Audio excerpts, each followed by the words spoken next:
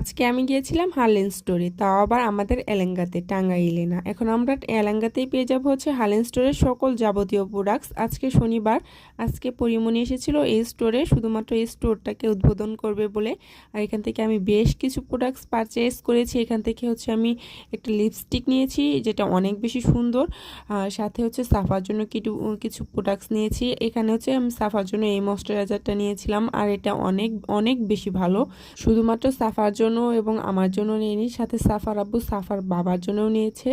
সে নিয়েছে হচ্ছে shower gel, shampoo, তারপরে একটি বডি লোশন, আমি নিয়েছিলাম ফাউন্ডেশন, ফেস পাউডার, আরও কিছু প্রোডাক্টস নিয়েছিলাম যেগুলো হচ্ছে আমার এখন মনে পড়তেছে না। আর এগুলোর প্রাইস ছিল একদম হাতের নাগালের মধ্যে। প্রাইসগুলো আমার অনেক বেশি ভালো লাগছে, মানে সাধ্যের মধ্যে। এই স্টোর থেকে আপনি আপনার পছন্দের সমস্ত কিছু পারচেজ করতে পারবেন।